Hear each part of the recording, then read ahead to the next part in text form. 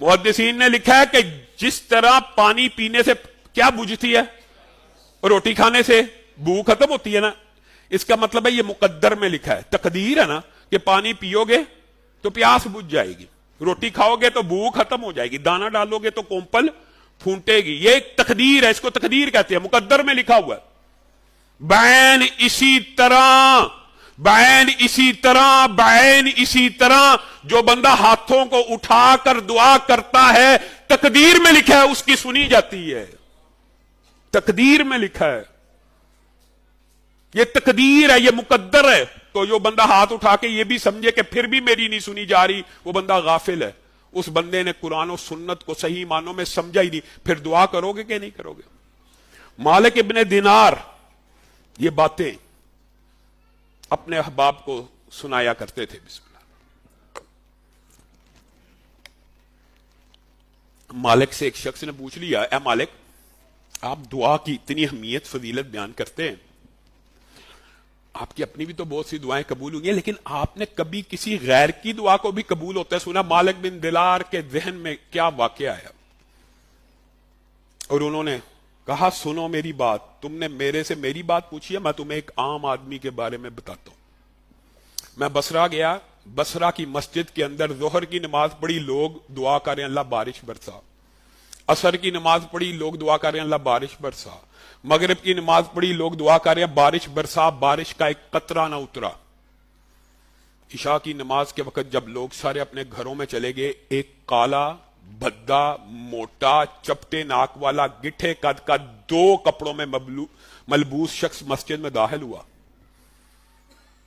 اور اللہ رب العزت کے سامنے، میں اندھیرا تھا مجھے نہ دیکھ پایا، گڑ گڑانے لگا، اے اللہ آپ نے بارش کو اٹھا لیا اس لیے کہ آپ کے بندے آپ کی طرف رجوع کریں۔ اے اللہ بندے تو آئے تھے، بندے تو ظہر سے لے کے عشاء تک آپ کے سامنے دعائیں کرتے رہی، اللہ ان بندوں پہ رحم کر دے، اے اللہ ابھی کے ابھی بارش برسا دے، ابھی کے ابھی بارش برسا دے، ابھی کے ابھی بارش برسا دے۔ کہا تیسری مرتبہ منہ سے الفاظ ختم نہ ہوئے بارش شروع ہو گئی۔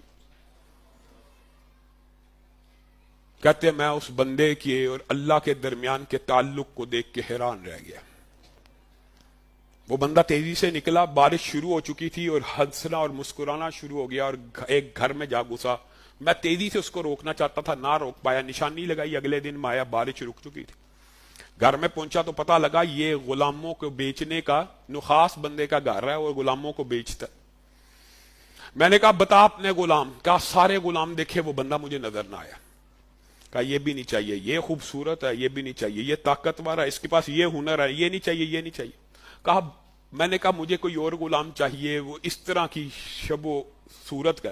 کہا یار وہ کیا تو نے کرنا ہے؟ کہا سامنے ایک جھونپڑی ہے چھوٹی سی، اس جھونپڑی کے اندر کون ہے؟ کہا اندر داخل ہوئے وہی بیٹھا ہوا ہے۔ میں نے کہا مجھے یہی چاہیے۔ اس نے کہا یہ تیرے کام کا بندہ نہیں ہے۔ کہا یہی تو میرے کام کا بندہ۔ بڑی اچھی قیمت پہ سودا ہوا، میں اس کو لے کے چل پڑا۔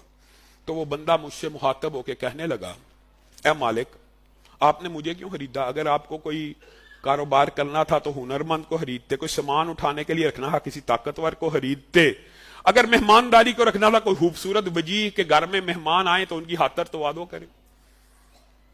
کہا میں نے تجھے اس لیے نہیں خریدا، میں نے تجھے کل عشاء کے بعد اپنے رب سے کلام کرتے ہوئے دیکھا اس لیے خریدا۔ کہا وہ آپ نے مجھے دیکھ لیا تھا؟ کہا جی ہاں۔ کہا کوئی اور ہوگا؟ کہا نہیں نہیں تو ہی ہے۔ کہا آپ کو یقین ہے میں ہی ہوں؟ کہا جی ہاں۔ امام مالک کہتے ہیں مالک بن دینار کہ اس ایک بندے کی میں نے 2 دعائیں اپنے سامنے پورا ہوتے ہوئے دیکھی۔ پہلی دعا کہ ابھی کے ابھی بارش ہو، بارش برسنا شروع ہو گئی۔ کہا دوسری دعا میرے سامنے سجدے میں پڑ گیا اور کہنے لگا یا صاحب السری ان السر قد ظہرا، یا صاحب السری ان السر قد ظہرا فلا اطیق حیاتا بعد مشتہرا۔ اے رب تیرا اور میرا راز بندوں پہ ظاہر، اے رب تیرا اور میرا راز بندوں پہ ظاہر ہو گیا ہے، اب مجھ میں زندگی کی کوئی حاجت اور طلب باقی نہیں اگر میرا اور تیرا راز ہی کھل جائے۔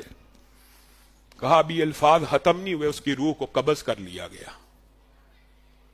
پتہ نہیں مالک کہتے ہیں وہ کون سا راز تھا۔ ایک انتہائی بھدی شکل کے انسان کا اپنے رب کے ساتھ کیا راز تھا کہ جب بھی ہاتھوں کو اٹھاتا تھا رب قبول کر لیتا. میں اور آپ تندرست ہیں, صحت مند ہیں. میرے اور آپ کا اپنے رب کے ساتھ یہ راز کیوں نہیں ہے, اس کے اوپر غور کیجیے.